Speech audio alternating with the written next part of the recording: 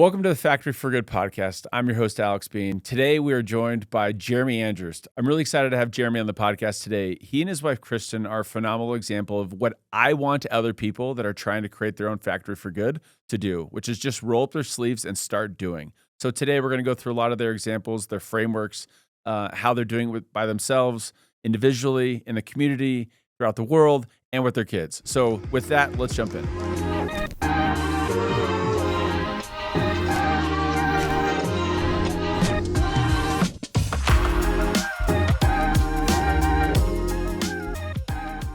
All right, welcome to the Factory podcast. We're going to be talking to Jeremy Andrus today. Super excited, actually, Jeremy. We met, about a year ago now? Yes, it's probably been about a year. And so I'd heard your name, obviously, in business, but also we share a group of friends where you guys every year go hike mountains or, sail ships. What was the last adventure you guys did? The last adventure was mountaineering through the Italian Alps, which we did last September. And it was a moment. Actually, we were climbing Mont Blanc, and we were the night before we were gonna summit, and we couldn't because of the weather. There were like 60-mile-an-hour winds on the ridge, and we had learned that there were two groups who hadn't come back, an Italian group and a Korean group. And they were lost? They were lost. They hadn't come back. We didn't know. Okay. Our guides called an audible, and we went to the Italian Alps 4 hours away, and we learned days later they didn't make it back. No way. A Korean couple and an Italian couple, and so it was a good thing we didn't do that, because the Alps that we the Italian Alps, where we were, it was I will say I thought I had enough mountaineering experience, and there were definitely some moments hanging off of rocks where I was thinking, Jeremy, you got a wife and 6 kids. What are you doing here? I like adventure as well, and I'm always like, it's not a big deal. But when you start to have children, and then you're like, oh shoot, I do have some stuff to lose here. Let's actually do that. So tell me a little bit about your family. Yeah. You live here in Utah, but where are you from originally? Kind of give us your background a little bit, Jeremy. Yeah, sure. So I would say I grew up in the Midwest, in a small town in Minnesota, but moved to England when I was 10 years old. Okay. Moved not to London, but to the Midlands of England, and went to a little prep school, developed a British accent there long enough to sound like this prepubescent British boy. How long were you there? Couple of years. Okay. And then we moved to Boston, another place with a very thick accent. So it was, I moved around a lot from 10 onward, went to high school in DC. And, it's interesting. Thinking about my upbringing, there are a couple of things there that I think were very informative. One is always an introverted kid. And when you move around, especially junior high and high school, and from a small town to a foreign country, it really created discomfort, and it forced me to be uncomfortable a lot and to get to know people, which I look back and say that was important to me. The other is, growing up in I will say, lower middle income home. My dad became an entrepreneur after I left home and was very successful. But early innings in Minnesota, I was a grinder. I was delivering papers at 7 years old, and cutting lawns and shoveling walks and driveways. So that kind of informed my earliest years. So we're going to get to your family in a second, but you just said something that was interesting, because I don't think it's that common. What was your dad's job when you were growing up? And then you said he shifted to being an entrepreneur and was successful after you left the house? Yeah, so I would say, so my dad was a brand marketer, and my dad was 23 years old when he had me, and so so my early days. So are you the oldest? Second oldest. Okay. I have a sister who's a year and a half older, and it was we lived in a small farmhouse in Minnesota, and of course, at the time, my dad's in his late 20s. Yep. So very early in his career, working for General Mills. Remember, he showed me his offer letter, of course, dollar adjusted, but his first job was $14,000 a year. Yeah. And so not a lot of money. And by the way, my dad grew up in a home, incidentally, 100 yards from where I live now, and I have no ties to Utah, other than 20 years from now I'm a Utahn. Yeah.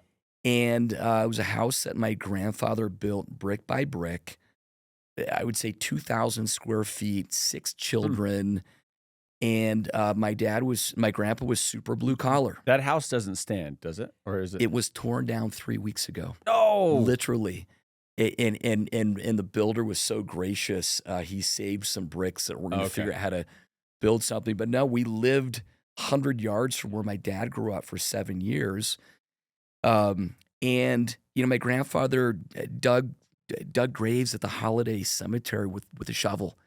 And my dad cut the lawn of the cemetery. My grandpa did, work 2 or 3 jobs. He was a night security guard. And so I grew up in a home that was highly informed by frugality.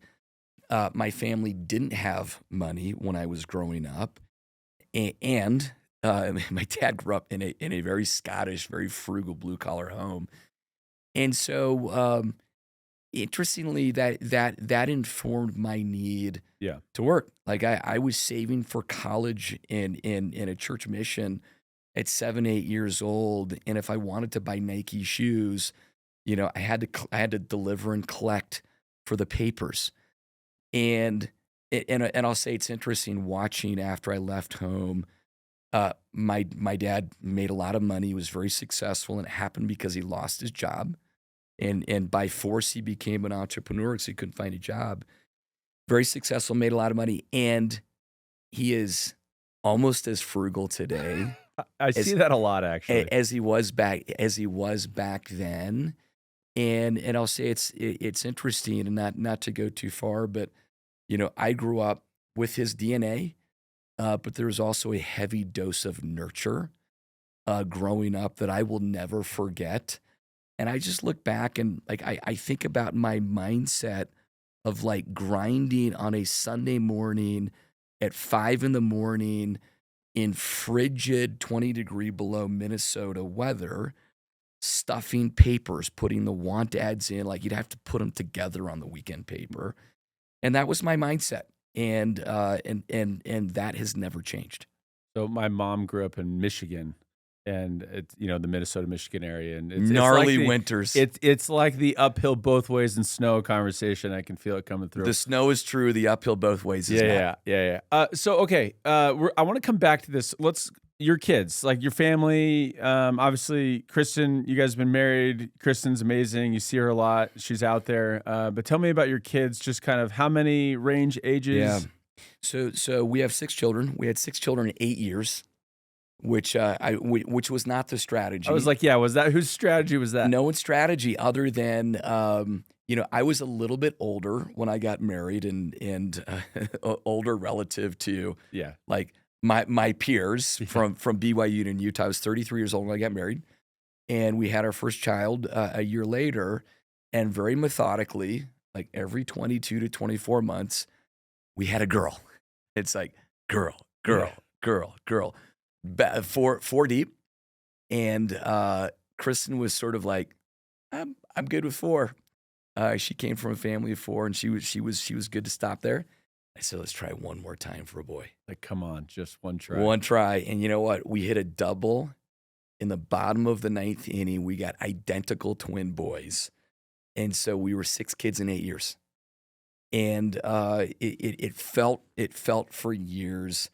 Kristin and I are both we're type A. We're out there, we're organized, we're in control, and we lost control. Yeah.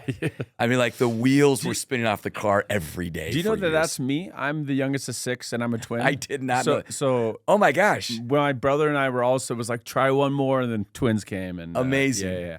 By the way, it was the best thing in the world, and our lives are more manageable today now that they're between sort of 9 and 17 years old. Okay. But it was white knuckle driving for a long time. We have 4 kids, and I was telling someone yesterday, I'm when you have 4 kids under the age of 6, you're just what are we doing? It's just everything is a nightmare. But now that our kids are 7 to 14, so closer to your range as well, it's like, oh, it's actually fun. It's so much fun. It's so much different. 100%. Okay, but you have 4 girls and 2 boys. Let's just so with the factory, one of the discussions we have is, how does prosperity affect Yeah. our relationships, affect Yeah. our emotions, affects the logistics of raising our kids. You just talked about your childhood in Minnesota and the grind, the frugality, and your grandpa and your dad, and you obviously, so quick background for those that don't know Jeremy's background. You did Skull Candy. Yep. You're doing Traeger. Both are consumer successes, so you've had a lot of success in with those companies. How is it different? You raising your kids Oh, when man. they're young and they're seeing success. They're not growing up in the same house you grew up in. Right. So walk me through just kind of how you process that, how you think through that, and we'll get into some of what you're doing with it. You know what? So it's really interesting, and Kristin and I have spent a lot of time thinking and talking about this. In the early days, I didn't worry about it. We just faked that we were poor. And because I got married a little bit later, and I was an entrepreneur. And by the way, Kristin and I went from famine to feast pretty quickly Okay. in Skull Candy. It's like she put the down payment down for the first house. I was an entrepreneur with equity and no cash. And she took us on vacation and she bought the groceries. She was making, like, she had a good 6-figure job. And but there was a moment in 2008 where we took money off the table for the first time and paid off my Subaru, my day trading stock debts, my mortgage, my business school, with money to spare. And I would say, for a number of years, we simply didn't share with our children that we had been successful, and they didn't care. Yeah. But there was a moment where they realized, and I remember when Chris and I sort of look at each other and saying, "Hey, look, our children don't have the same necessity to build and grind and make their own lives that I had growing up. And what do we do about it?" And that was probably 2000. It's probably 2010, 11, where it was very clear, as we heard some comments from our young children, that they didn't have the same perspective on life, the same value for a dollar. Do you remember any of those comments? Oh my gosh, yeah, it's like I remember staying in the Four Seasons and our children saying, "Why do we have to share a bed?" And I'm like, "You've got to freaking be kidding me!" It's like, but they don't know. That's the other thing I've realized is, like, when your kid says that, and they're in Four Seasons, and it's this amazing hotel. Yeah. You're like, "Are you freaking kidding?" Like, in with your context, you're like, and you get like almost mad, but then you're like, "But they're 5 or they're 7. They don't know." Well, they don't know, and we've also looked back at wherever we have felt like we haven't been intentional enough. And I have felt some frustration over an attitude or a comment. I just have to check myself and realize I'm raising these children. Like, we're raising these children. And oftentimes the root cause is it's us, not them. And so there was a moment where we realized that we were going to have to raise them in a very deliberate way, where they understood that the success that we had was ours, not theirs, or the things that we had earned, they had the opportunity to participate in, but their future would in no way be built on our platform. That they had to build their own platform, and I'll tell you, it's like that's when the real work began. It is so much easier to not do those things. There are so many fundamental building blocks of life where it's the path of least resistance is, the people cleaning our house can clean their rooms and bathrooms. It's like, that's so much easier than me, than fighting with each individual kid about cleaning their. We'll pay someone to mow the lawn and take and pick the weeds and those are simple examples. We'll give them the credit card. And that's so much easier than saying, well, can you afford it? Well, it sounds like you can't afford it. What are you going to do about it? And so I would say what I am pleasantly surprised to say 10, 12 years later, after we had a lot of conversations about this, and it's not a single conversation that changes the outcome. It's like you got to reset and reset All the and time. reset. But I'm actually pleasantly surprised by what I'm seeing in these children and the things that they're doing, down to my, 9-year-old boys who started a business a few months ago, and they're finding the joy in What's the business, by the the way? joy in making money. They take people's trash cans down to the street Okay. the night before, Yep. and they pick it up the next day. Love it. How much are they And charging? $5 up to 4 trash cans. Okay. They do it together, and their goal is to close 20 accounts. And they've done the math. They're making good progress. They've done the math on how much they can make in a year. They can each make $2,500 As 9-year-olds, which is basically $1 billion as a 9-year-old. 9-year-olds. But they actually do the different math. It's like, okay, this is how much we make. This is how much we set aside for the church for their tithing. This is how much we're allowing ourselves to spend, because we have a program where anything after spending and their church tithing, we will match that dollar for dollar. To put into a savings or an investment account or something. It's their long term, and actually my older 3 just opened investment. They all have accounts. They have checking and they have a savings or money market. My older 3 have investment accounts, and they're starting to make investments. But my younger 2 will say, "Oh my gosh, like, boy, I really want that new game, but it's $50 and it's actually $100 out of my savings." And so they do the math on 20 accounts, like methodically, gives them X thousands of dollars per year at 9 years old. And it, by the way, this didn't happen instantly. I mean, obviously, getting a 9-year-old boys to build to create a flyer and to go knock on doors and sell. And I remember the first time they did it, they knocked on a door, no one was home, and so they left. And I said, "Did you leave a flyer?"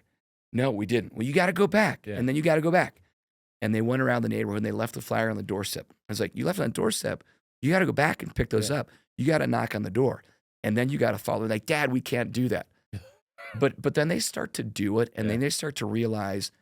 I remember the first day someone called, and they don't have cell phones, so they're calling me, and they're saying, "Hey, we got the CNS Services flyer," which is Charlie and Spencer. Yeah, "We got CNS Services, and we want them to do this service." And everyone's like, "Dude, we closed an account. That's like $5 per week."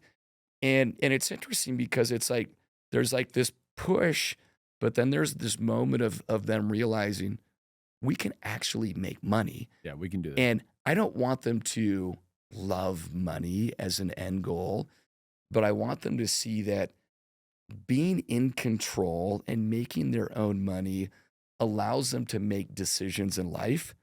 And they don't have to come to me and say, "Hey, Dad, can we buy X, Y, or Z?" They'll still come to me. Yeah. I'll say, "Hey, is that really how many lawns do you have to mow? How many trash cans?" Well, and I think what's interesting about that is like when it's your money, and so my wife grew up a lot like you, on the poor lower end of the spectrum. So life tells you no. So it wasn't like mom, dad, please buy. And like, of course, if I'm buying, they're going to want the new Nintendo Switch, obviously. But when it's like, you have to decide if you want to buy the Nintendo Switch. They'll make different decisions. They're going to make way different decisions. And there's still things, and I was talking to my daughter last night. I'm like, I actually still want you to buy stuff. I want you to earn money and have money to go do things and to buy things. But I want you to make the decision on whether or not you want to buy that or that or that, or save for something that you can have down the road. And so absolutely, it's a long process, and it is one of the, in these conversations when there's prosperity and there is some money to do it, it is infinitely easier to just say, "Here's the credit card," or here's money, go to the movies, go do what you want, or here's the pair of shoes. Because like when my daughter says, "I want a pair of Nikes," it's this long conversation, and I'm like, I'm the bad guy, but I have to keep being the bad guy. I'd be like, "Well, I'll split it with you, or I'll pay for some of it depending what the item is." We have the exact same you conversations. have to decide, do you want to put $50 down? Yeah. And so they'll come to me. We use a banking app called Crew, which is some of my old friends from Divvy that built it.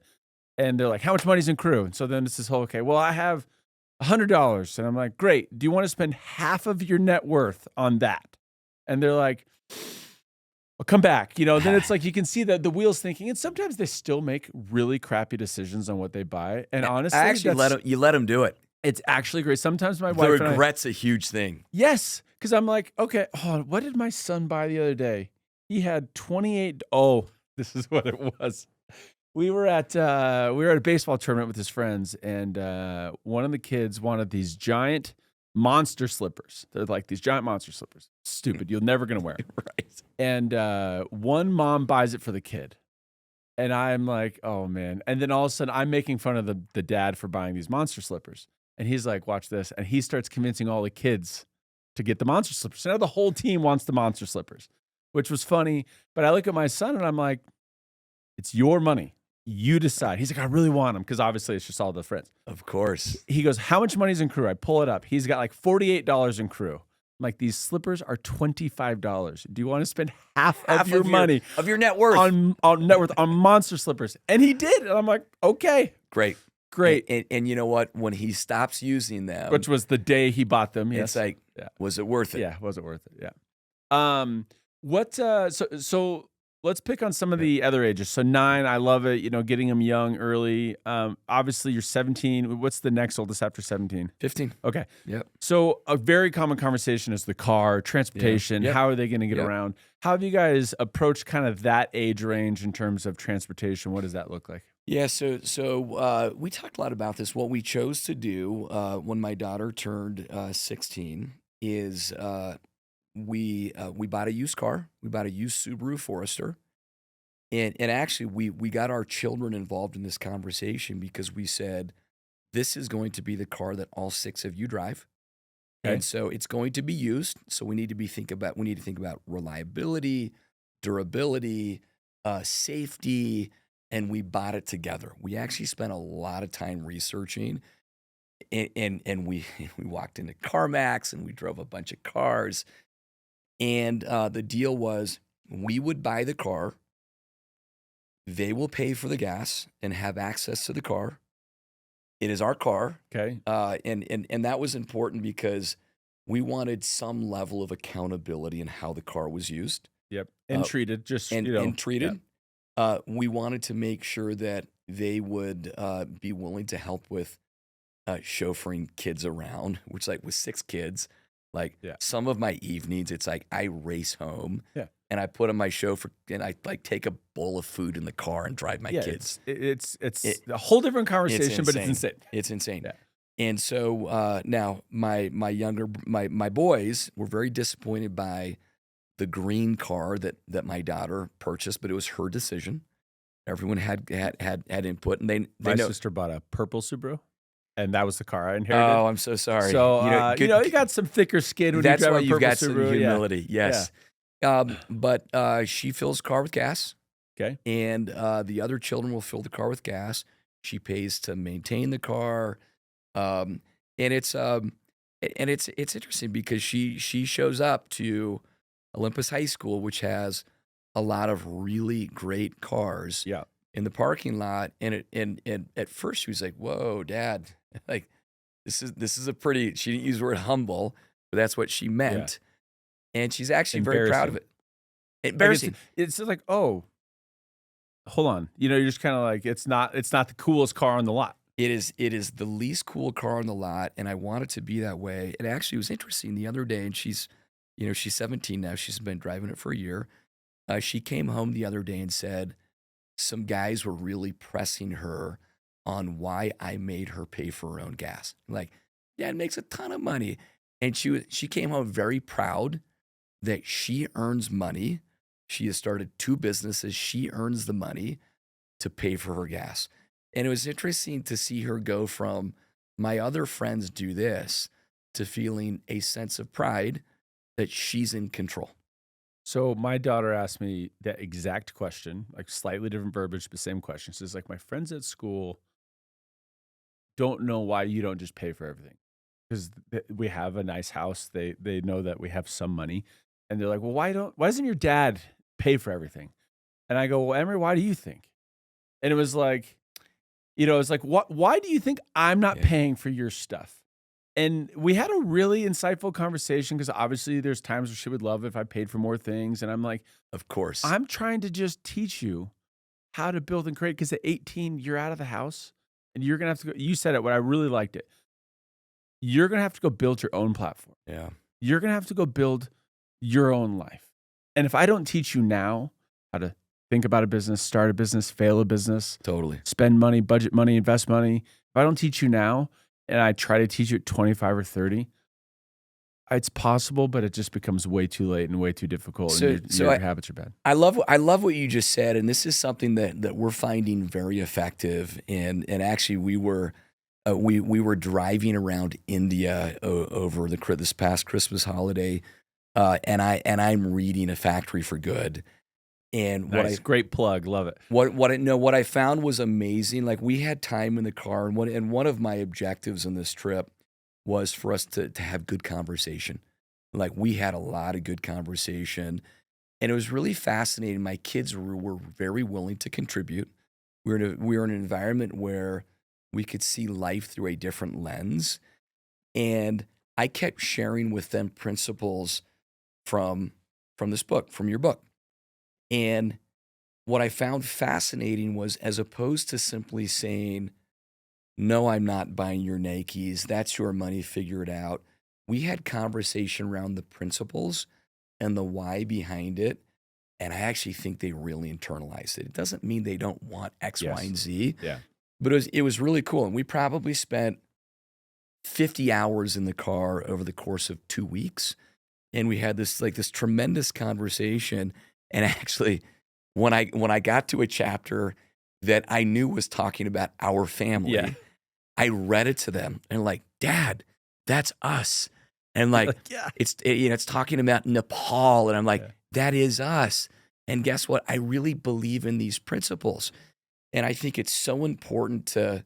It can be very frustrating to simply give answers and see that they're not making progress. But what I always try and do is not in the moment of, can I buy Travis Scott Nikes, Yeah. but in a calm moment, in a place, on a drive, on a hike, to say, "Hey, I want to share a thought with you guys. I want to share a principle." And these principles, I just think they're so important. They're so well laid out. And as much as my whole life, since I was a kid trying to be an entrepreneur at 5, 6 years old, my whole life has been built around me and my success, not in a nefarious way. And I'm married and I have children, but I spent so many of my years thinking about my own ambitions. And there was a time 10 years ago where I said, my life, our life with Kristin, like, I don't know what's gonna come along the way, what bumps are coming, but we're gonna be fine. Like, we are rooted in good principle. I need to start to spend my time and my energy teaching principle to my children. That is so much harder when we have more than we need. But I am finally, like, many years into it, I'm just feeling this glowing sense of pride that my children are actually internalizing this. So, it was you obviously in the book, you knew that. You did the trip to India over Christmas. Why do you do those trips with your kids? What's the principle? Because I know some people, right? There's a school of thought of like, successful, wealthy family goes to poor area, and it's like the trope of kind of white savior. Yeah. But I've had this conversation with you. Why do you do it? What do you think the value is to your family for doing it? This is so it's interesting, and I'll first say that I'm a Utah now. Like, my wife and I are Utahns. We love it here. It is a beautiful place. It's a wonderful place. I love waking up in the morning and running up a mountain and then driving 15 minutes to my office. The holiday downtown, we Yeah. take our golf cart to the food trucks. But it's so important to step back and have my children recognize this is not real. This is not how the world lives. This is not Yeah. the world. And it is great to enjoy nice things. as long as you have perspective on life. And so part of perspective is, it's the day by day grind. It's like building something for your future. And the trip to India, the trip to Nepal on a service expedition, that will absolutely not replace these other things. It's the cherry on top. And I've actually had debates with people who have negative perceptions of Okay. wealthy families who go places and do service and leave. And the debate is, you're not really bringing anything. There's all sorts of I've heard arguments. the arguments. And I actually agree with a lot of what they're saying, except my response to them is, there are two things that are good that come out of it. I'll use the Nepal example that we did a couple of years ago. The first is that my family was the beneficiary of working side by side, digging trenches with trenches for water mains to bring water down the mountain of this small Nepalese Village. village. There were 72 houses, and it was hard and it was sweaty. And they made good friends of school children in the village. We were great beneficiaries of that. Did we take the ditch much further? No. I mean, like, this little 5'6" Nepalese guy in flip flops and a tank top did 3 times as much labor as like this old guy with a sore back did. But we were the beneficiary. But the second was, we left. And we decided that this was a good project that we were going to give money to going forward. Like, we fell in love with these people in this village. There is there's no belief. Like, as a white savior going in, we're not going to change the world. It's an opportunity to help change my family, and my family have felt like great benefit. And we haven't done it once. We've done this dozens of times. Like, even as we've gone to, Puerto Vallarta, we go into an orphanage that we serve at every single time. And it's kind of interesting. Like, we leave a luxury resort and we go and we spend a day in an orphanage. And we're in Cabo. We go into this shanty town and we cook breakfast in a kitchen for children who will not otherwise eat breakfast. I want my children to see the world that way. So you use the word "see the world through a different lens," and it's funny. And we won't get into the polarization of the word diversity in today's world. But I'm actually like, I see the benefit of the diversity of seeing life through different lenses and realizing that it's not that life should be like it is for that kid in Cabo or Nepal. It's just that there's all walks of life across this world, and we're all humans, and we can create connections, and we can realize that there's pride to help people. And the other thing is, when I kept interviewing people, and the point of the Factory for Good is, take your eye off money and try to produce good in the world. And try to create a formula that allows you and your spouse or partner, and then your kids and the extended family. And I would say it's a 1 + 1 = 5 thing, because what we're trying to do is say, hey, if your kids start to have perspective that money is not just for them to consume, but is also a part of helping other people beyond them, above them, bigger than them, that's going to help them, you, the world, all benefit in a way that makes it go around. So anything else you want to add with your kids and family?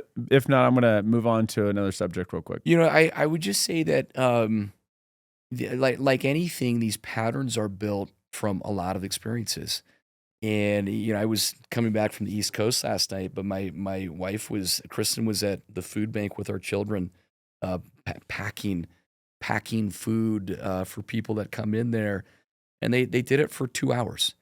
But they have learned to show up, do the work. And what I think they get a couple of really important things from that. One is they get perspective, and perspective makes them grateful. I think gratitude is important.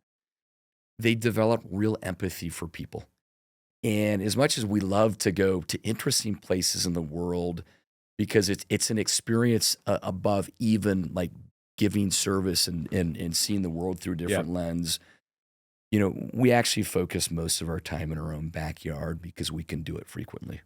Well, this actually goes to what Kristen's doing. Do you want to Yeah. touch a little bit on like her focus and the idea of helping the backyard? Yeah, it's interesting to think about how this all developed or evolved over time. I have been head down focused as an entrepreneur for so long, and fortunately, someone in our family took leadership over this and said, "I want our family to roll up our sleeves and give back." And Chris and I are very different. I'm a planner. You ask my team. I believe in deep strategic planning and annual Yeah. planning.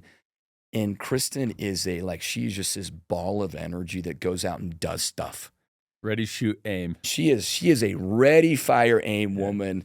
And she'll acknowledge it. And this is we get along very well for this reason, but sometimes make each other insane. And I remember early on in our marriage, we didn't have much money, but Kristin started gathering her girlfriends in our old neighborhood in Sugar House, and they'd go to Taco Bell and they would buy, 100 of the highest calorie burritos and take them to Liberty Park on a cold day, and they would hand them out to those that needed, to those that were living in the park, and that was the start of Kristin believing that our family needed to be built around more than ourselves. And not just our children, but Yeah, Chris yeah, and I you, needed to yeah. see the world differently. And that evolved into a lot of work with refugees. And she spent a lot of time in the refugee community. Utah's very welcoming to refugees, but they come and they get some great services for a couple of years, and then they're on their own. And then it moved to really vulnerable single mothers. And it's been interesting to watch it evolve. And then it was really around public-private partnership and how do we rally private sector money, partner with the legislature, and do really great things where you have this multiplier effect on what you do because the state's putting money in and there's policy. And I would say the net of all of this is Kristin is progressively finding with more, I would say more opportunism than a deep-rooted strategy. She's finding her way for our family, and she's bringing people along with her. And her goal is to bring people along with her. And I will say, it's just it's been absolutely life-changing for us. And if it were up to me, I am a willing participant, but man, I am running a business that is in the messiest Yeah. environment of my career. I'm head down trying to build this business, and I see some of my give back as this culture and this environment that helps my people, my team unlock their best selves. But that's a little bit of, I will say, justification. We all need to get outside of our own lane and give back. And fortunately, Kristin leads the way for our family. One of the things I really respect about it is you just mentioned ready, fire, aim. She didn't nail it on the first pass, right? No. And not nail it, but I mean like the burritos and then the refugees and then move it on the line. And I'm sure if I was talking to Kristin, she would say really valuable. And it's like, well, why'd you go on to the next one? It's like, well, I learned that maybe there's a way to give more impact over here, over there. And to me, that's my advice to a lot of people that actually, and I get this conversation a lot. People are like, I love the concept of factory for good and not just factory for money. I want to do good, but I don't really know where to start. Mm. And my response usually is like, just start doing something. Yes. Start by it's the same way I approach the gym. Just go. Don't even have a plan. Just go Yeah. do some stuff. And as you start to roll up your sleeves, as you start to lift some weights, you'll figure out some structure and some systems, and you figure out what you want to do and what works. And it's the same for doing good in the world. Absolutely. And I really admire that with what Kristin's doing, which is, I think she would admit, she doesn't have all the answers. She doesn't No. know the single greatest place for ROI on time and energy and resources given.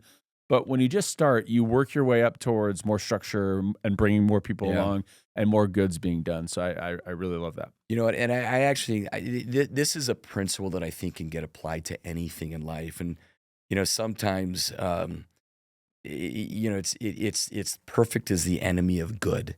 Yeah. And I just inherently believe whatever it is, and I think especially in doing good, there's so many people that say, quote unquote, I'll figure it out eventually, or I'll give when I have money to give. or when I have more time. Well, more time at 65 years old. Yeah. Like, why wait to have this incredible benefit to do good? And this is what I love about Kristin. It's like, let's go. Like, we're gonna go do this. And I remember when she started, her first big policy initiative was trying to solve what she calls period poverty for young women in Utah Okay. who aren't going to school because they can't afford to buy period products. And I'm like, first of all, like you sit over our dinner conversations. They were very uncomfortable until we learned to talk about that a lot. And then our garage filled up with people that were like bringing period products. I'm like, Kristin, this is not scalable. It's like I have nowhere where to park. Yeah. And she would throw them in the Suburban, and she would start going to the food bank and to various places. And there was no strategy. There was no process.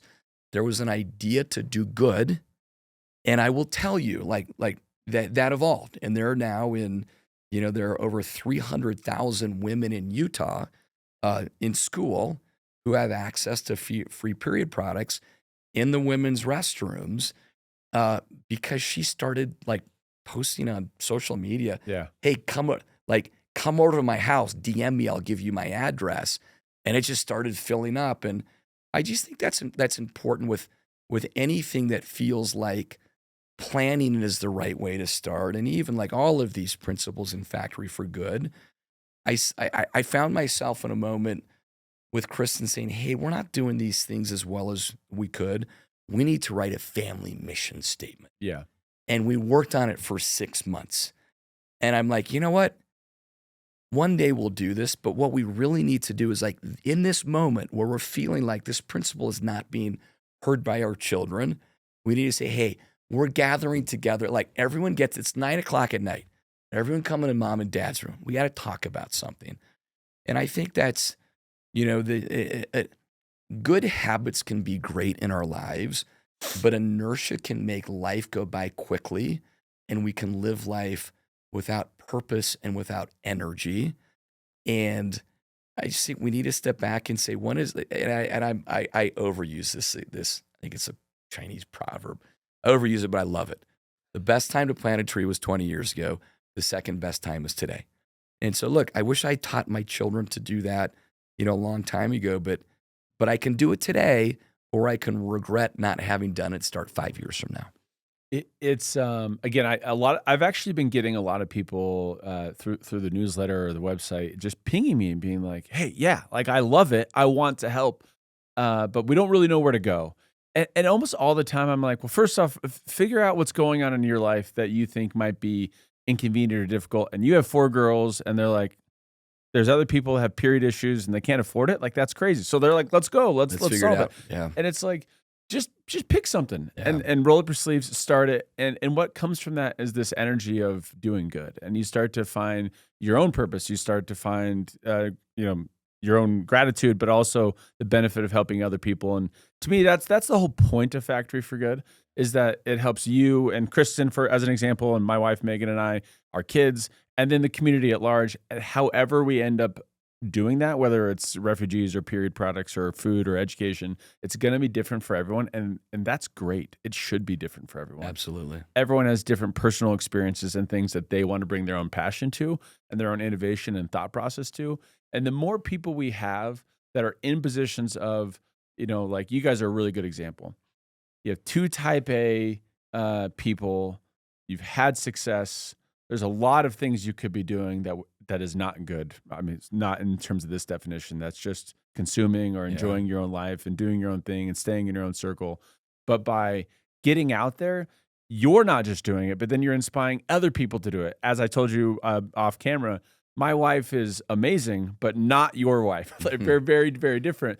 But her seeing Kristin's enthusiasm and energy and direction, my wife's finding herself being like, okay, I want to be pulled in that direction to go help someone out.